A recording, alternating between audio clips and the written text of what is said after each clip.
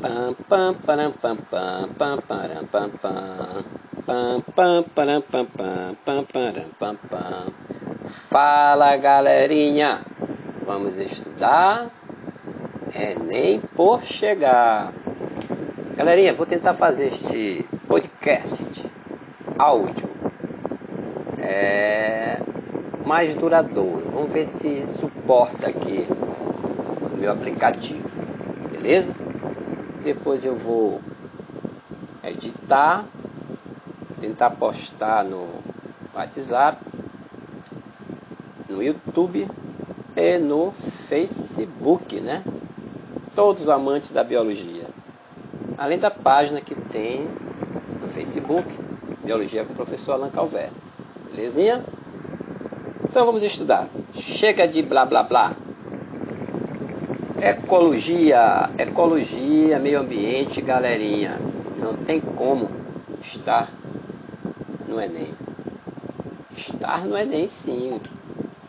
Em média, mais de 40% das questões do Enem tem relação com ecologia. Abrem os olhos. Peguem seu carvão, seu grafite, sua lapiseira, seu borrão, seus papezinhos, as meninas que gostam daqueles papezinhos, né? Aquelas etiquetazinhas de caderno. Anotem alguma coisa aí, vamos estudar, galerinha. Pirâmides ecológicas. Esse primeiro ponto aqui em ecologia. Veja bem. As relações, galerinha, entre diferentes níveis tróficos de cada ecossistema, elas são representadas graficamente, né? Semelhantes a pirâmides. As pirâmides, elas podem ser de três tipos, didaticamente, vamos dizer assim. Pirâmide de números, indica o número de indivíduos em cada nível trófico. Olha, preste atenção às palavras-chave. Pirâmide de números indica o número de indivíduos em cada nível trófico. Com certeza você já sabe o que é nível trófico, não é verdade? Sabe o que é ecossistema. Então vamos lá, porque já foram coisas já estudadas.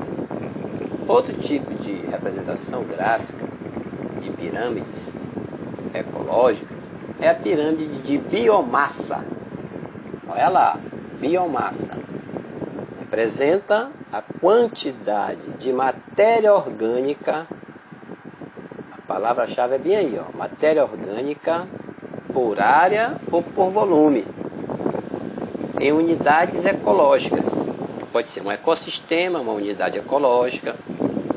Níveis tróficos, outra unidade ecológica. Populações ou até mesmo indivíduos. São unidades, né? Ecológicas. Vamos dizer assim. A pirâmide de energia representa o fluxo de energia, ou seja, a quantidade de energia que passa ao longo dos níveis tróficos. Então veja bem, pirâmide de números, número de indivíduos em cada nível trófico. Pirâmide de biomassa, quantidade de matéria orgânica. Pirâmide de energia representa a quantidade de energia que passa ao longo dos níveis tróficos. Muita atenção nas unidades, gente. Nas unidades. Veja bem. Nós temos aqui um exemplo de pirâmide de... vamos lá. Pirâmide de números. Nós temos... Vamos lá, nós temos aqui, todas elas têm fluxo de energia passando de um nível para o outro, certo? Beleza? Agora vocês têm que atentar para um detalhe. Tem pirâmides dessa classificação que ela pode ser também invertida, certo? Algumas pirâmides, elas podem ser invertidas. Porque a ideia que nós temos da conformação de uma pirâmide é que tem uma base, que é uma base que se sobressai, né? A base sempre é mais larga do que o ápice. Aí ela vai diminuindo, né? Passo a passo, vamos dizer assim. Mas nem toda pirâmide tem essa mesma conformação, onde a base é mais larga. Daí ela pode ser invertida. Por exemplo, a pirâmide de números, ela pode ser considerada uma pirâmide também invertida. Certo? Muito bem. Ó, uma pirâmide de números invertida, você tem como um exemplo aqui uma árvore. Veja bem, a árvore, ela tem uma biomassa suficiente, né? É só um indivíduo. Uma árvore, gente, é um indivíduo. Ela tem uma biomassa suficiente, certo? Você coloca ela na base lá, a árvore. Mas ela vai ser estreita, que é só uma árvore. O tamanho ali da base não vai ser enlarguecida. A base da pirâmide é larga. Nesse caso, uma árvore só, um indivíduo. Ela vai ser estreita. Mas ela tem uma biomassa suficiente, certo? Para alimentar muitas aves. Então, o próximo segmento da pirâmide, muitas aves, que é o próximo segmento da pirâmide, vai ser mais enlarguecida do que a base. Muitas aves. Pirâmide de números, não é verdade? Em estas, as aves, para alimentar uma quantidade ainda maior de protozoários parasitas. Certo? Então, a estrutura, a conformação desse segmento onde estão os protozoários parasitas vai ser mais enlarguecida do que as das aves. É pirâmide de números. Eu tenho uma população, vamos dizer assim, uma quantidade muito maior de protozoários parasitas sobre as aves. Então a conformação ela é invertida. Veja bem que eu comecei com árvore. A árvore, um único indivíduo, apesar de ter uma biomassa suficiente para alimentar muitas aves, que seria o próximo segmento, certo?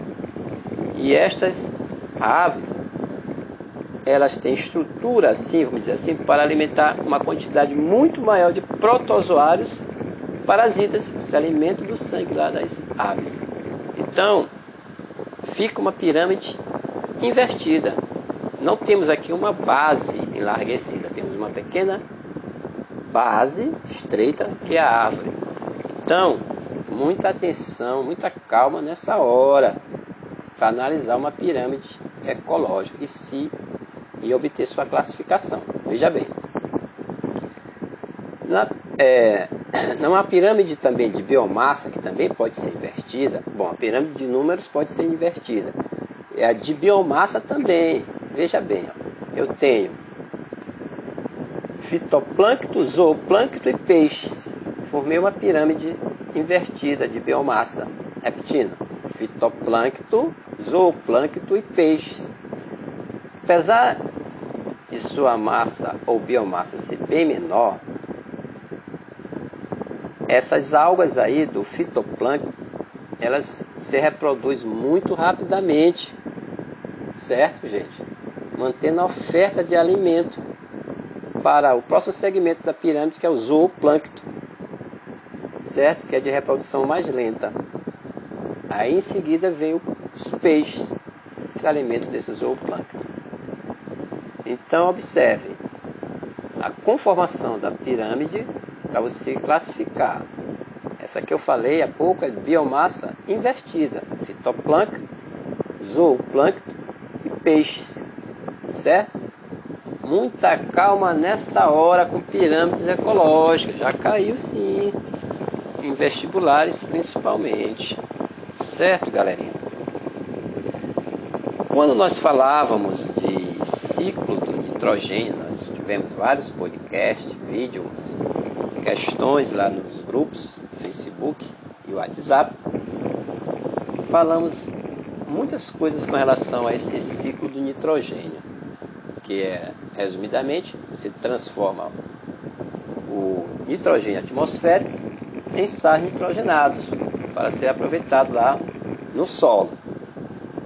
indiretamente pelos animais, na forma de proteínas. Resumidamente é isso. Aí envolve micro-organismos, né? Que são bactérias que vivem em associação com raízes, né?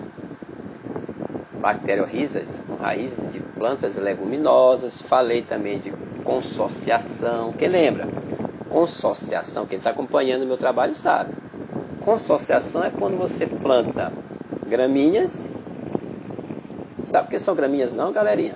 Capim, galerinha. Tem algum criador aí, pecuarista? Existem várias espécies de capim. Capim não é só aquele capim de burro, não. Que você vê na rua aí, carroceiro ou jumento comendo, não. Tem capim que tem a área foliar dele muito extensa, grande, alto. Capim gordura, napier, braquiárias, quincúlio da Amazônia. Quem faz zootecnia sabe disso que eu estou falando. Então, qual a melhor forma? E uma forma bem natural, uma técnica de plantio, na verdade, uma técnica de plantio que os pecuaristas, os agricultores fazem. Eles plantam capim, que são gramíneas, paralelo a leguminosas. Por que, professor? Esse consórcio, consórcio não é só de moto não, já falei para você, já expliquei isso. Então a ideia é o seguinte, que as leguminosas, que pode ser, dentre outras, tem feijão, guandu, né? Tem a leucena.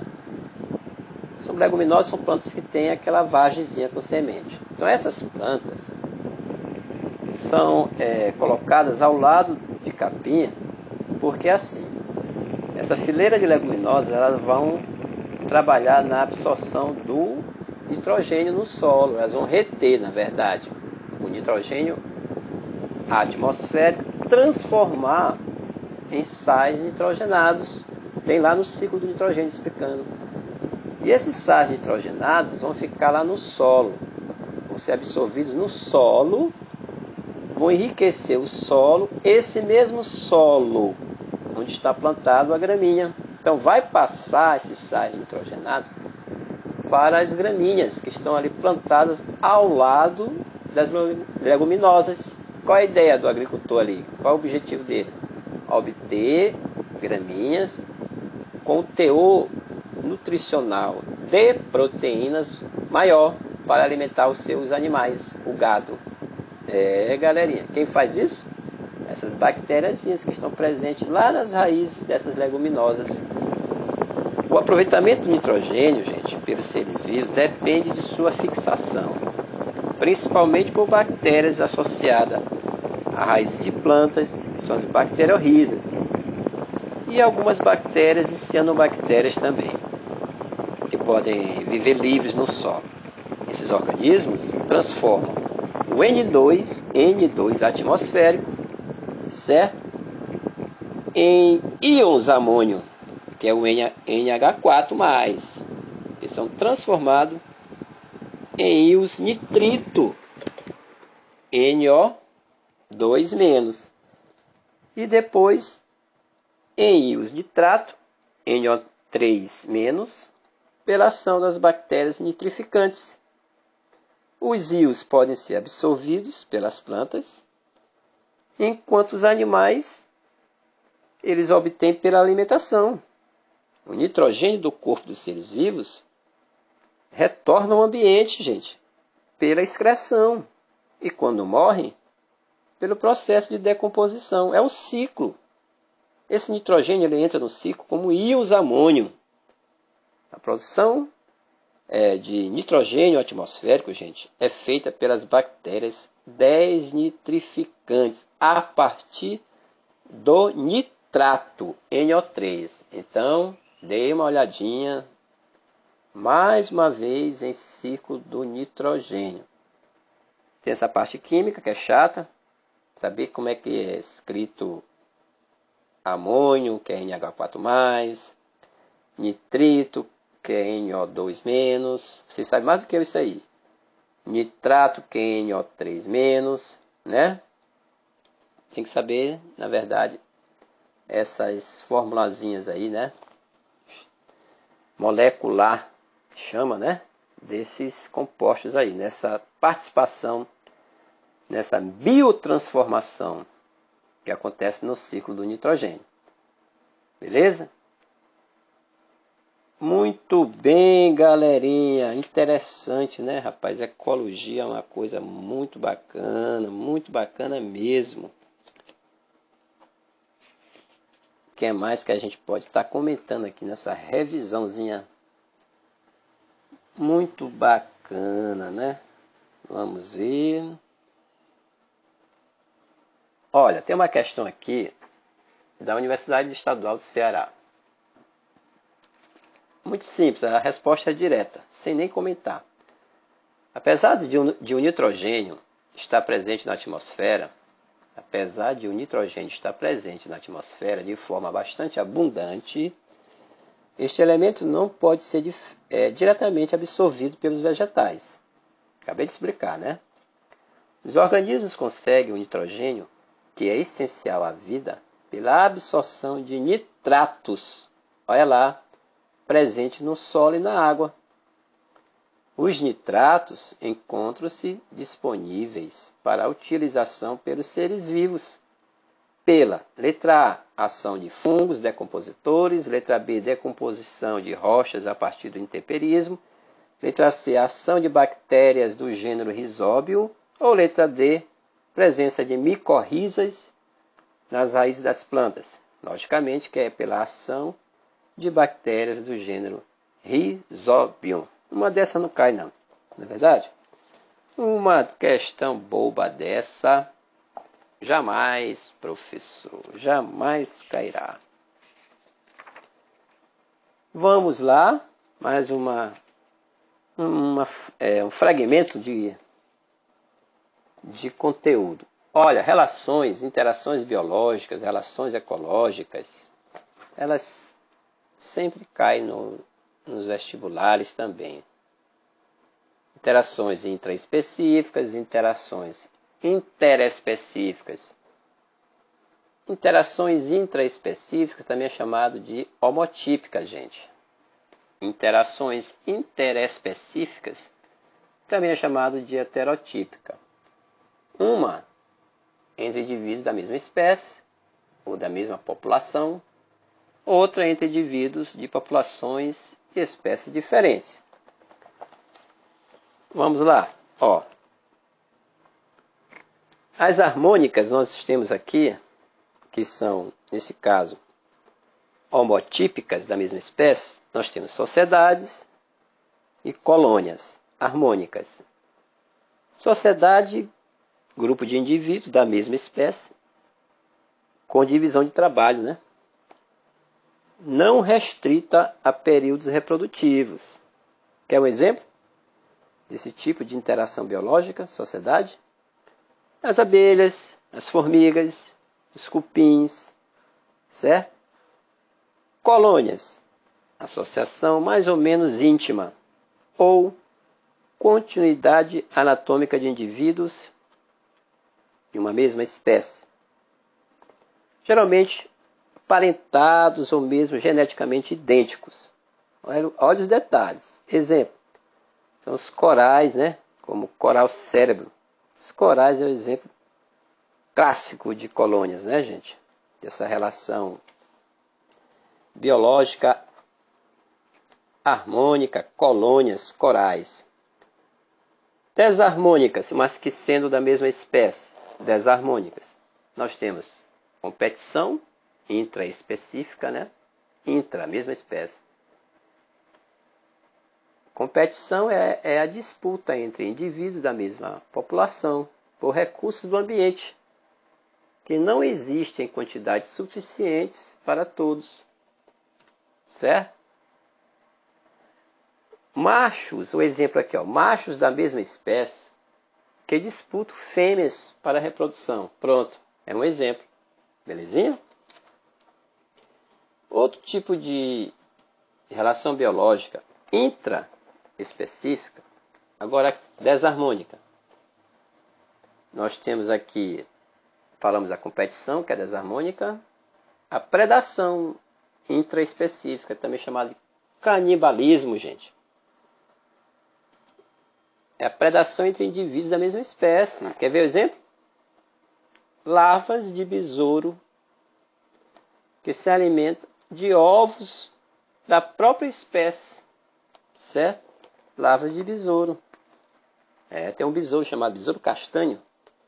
Ele se alimenta de ovos da própria espécie, por isso que é desarmônica intraespecífica. Agora, tem as relações ou interações biológicas heterotípica ou interespecífica, indivíduos de populações de espécies diferentes. Aí nós temos as harmônicas também e as desarmônicas. Vamos lá nas harmônicas. Mutualismo, protocooperação, inquilinismo, comensalismo. Não lembra não? Mutualismo? Gente, mutualismo, os indivíduos, os participantes, eles se beneficiam e mantêm relações de dependência obrigatória. O detalhe é o seguinte, quando você estiver estudando relação biológica, procure saber essa questão da um ser obrigado a viver com o outro. A dependência, se é obrigatório ou não. Significa dizer o seguinte, se separar, morre. Por isso que é obrigatório. Um depende do outro, mas tem outros que podem separar. Aí já é não obrigatório. Então, o mutualismo, ela é obrigatória. O exemplo clássico são os líquens, que é a associação entre algas e fungos. Protocooperação, que também é harmônica e heterotípica, interespecífica.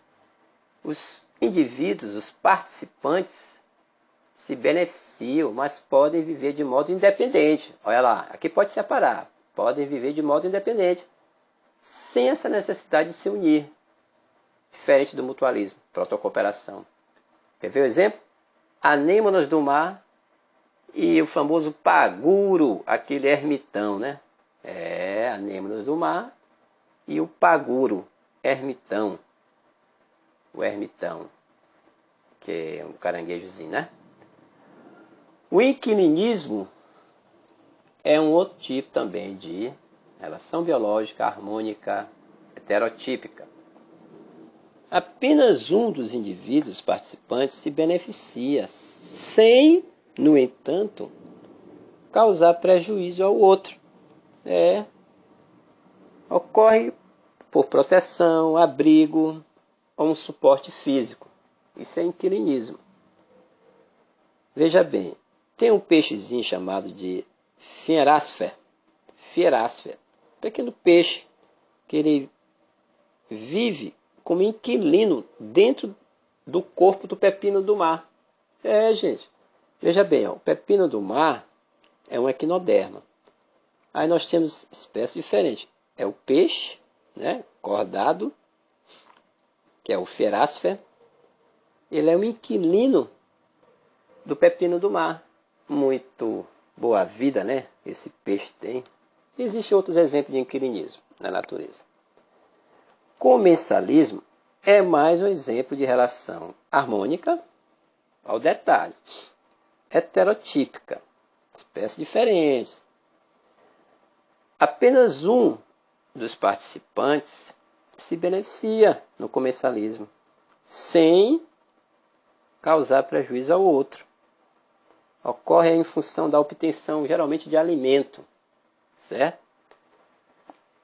Os peixes pilotos, lindo nome, né? Vivem ao redor do tubarão. Aqueles peixezinhos lá chamam de rêmora, peixe piloto. Eles se alimentam dos seus restos, dos detritos da alimentação do tubarão, sem prejudicar o tubarão. Então isso é comensalismo. Certo, galerinha? Agora, tem as relações biológicas, interações, que são heterotípicas, mas são desarmônicas. Vamos conhecê-las, algumas. Também já falei de relação biológica nos nossos trabalhos aí. Dessa aqui eu falei bastante. Amensalismo. Também chamado de antibiose, né, galerinha? Amensalismo. Indivíduos de uma população secretam substâncias que inibem ou impedem o desenvolvimento de indivíduos de populações de outras espécies. Tem dois exemplos que eu vou dar para vocês. de amensalismo. Primeiro eu vou repetir o que seja. Isso aí é bom que cai no vestibular, amensalismo. Indivíduos de uma população secretam substâncias que inibem ou impedem o desenvolvimento de indivíduos de populações de outras espécies. Os fungos, por exemplo, produzem antibióticos. Os fungos, penicillium notatum, aquela espécie de fungo, produz antibiótico, que vai combater quem? As bactérias, impedem a multiplicação de bactérias, espécies diferentes, fungos e bactérias. É o amensalismo ou antibiose. Anti contra a vida, antibiose, ou amensalismo. E um exemplo que eu gosto muito de falar é dos eucaliptos. Não sei o que é eucalipto, é uma árvore. A fabricação do papel, matéria-prima do papel, geralmente vem dos eucaliptos. Na estadual aqui, da faculdade, do meu estado, tem muitos pés, árvores de eucalipto. E a gente observa que ao redor dessas árvores não aparecem outras, não florescem outras no solo. Por quê?